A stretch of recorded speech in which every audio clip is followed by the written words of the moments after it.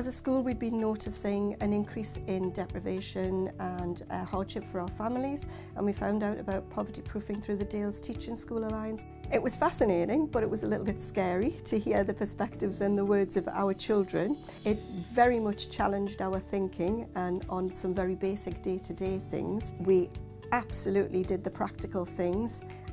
We provide everybody with a water bottle now, the same kind of water bottle, and we changed the policy on bags. We looked at what school looked like for them and why attendance was poor, why they didn't want to come into school, and attendance has improved out of all recognition. I think our disadvantaged children's attendance has gone up by 4 percentage points. To walk in somebody else's shoes was very revealing. So for me professionally, we have that in the back of our mind all the time when we are planning at the short, medium and long term. We're not cutting down on things, we're trying to offer things, but we're trying to be more creative and more supportive. We've got over 1,800 students, so we've got very advantaged students, and we also have children from very disadvantaged areas too. I think for me that the hardest part of the whole process was the feedback, realising the impact of some simple questions and some simple behaviours can have on a child in disadvantage. That was really hard to hear, and I think for me personally that was the biggest impact, that the tiny little things that we do incorrectly each day that can have such deep impact on disadvantaged students. As a teacher, I came into the profession to make a difference. I came into the profession to make a difference in terms of social mobility, but I think it's been allowed me now as a head teacher to articulate that far more clearly. We have quite high levels of disadvantage in the area, also quite high levels of things of children in need and children and child protection, things like that. During the poverty proofing audit, on some levels it was really excellent because the staff are lovely, they fit right into the school, the children enjoyed the experience, they enjoyed being talked to, the governors enjoyed it, they were very interested, they came in. The feedback itself was less comfortable, and I think that that's something that you know people need to be prepared for. It's almost as if we sort of had to peel off our rose-tinted glasses in a way and look at things in a different perspective and in a different way. The impact that poverty proofing's had on our school is a change in staff attitudes. Everything that the staff do now, I don't even have to say to them, think about that from the perspective of the poorest child in the school, because they automatically do that.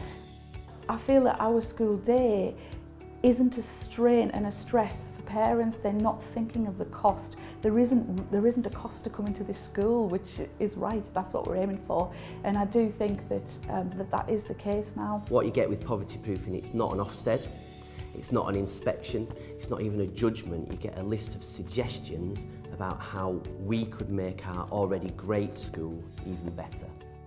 We're a relatively small school of about 530 pupils. Our catchment is quite diverse, and we have pupils that come from towns and we have pupils that come from villages, so they bring with them quite a different experience, quite a diverse experience. The audit itself was a huge pupil voice activity, but the staff training gave staff a real insight into what the pupils were experiencing in the poverty proofing week. When we do pupil voice, it tends to be teachers asking pupils. Poverty proofing is not like that. Poverty proofing is pupils asking pupils questions. And for teachers to have that knowledge in terms of the staff training, it's priceless. Poverty proofing has impacted our school massively. And I suppose the biggest ways that it's impacted us is in our day-to-day school life. The way that we approach lessons, and also the split lunch, which is a structural change to our day. The impact of poverty proofing is felt across all aspects, in all subjects of our provision, from the little things to the big things. We have 7 to 11-year-old children. A significant portion of our children come from the super output area, which is very high deprivation, and our pupil premium is almost double the national average. During the poverty proofing audit, it was really non-invasive, and we forgot that Nancy and her team were here for a lot of the time. Nancy and the team spent time in assemblies, they spent time with the children at lunchtime, they had the lunches with them, they went out to playtime, they met with parents before and after school.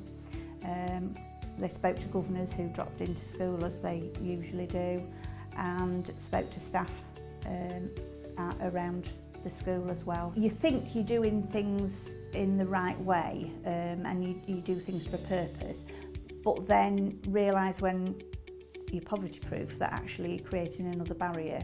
Personally, I don't want any child in our school to ever be disadvantaged because they haven't got any money. And I don't want them to miss out on any opportunities.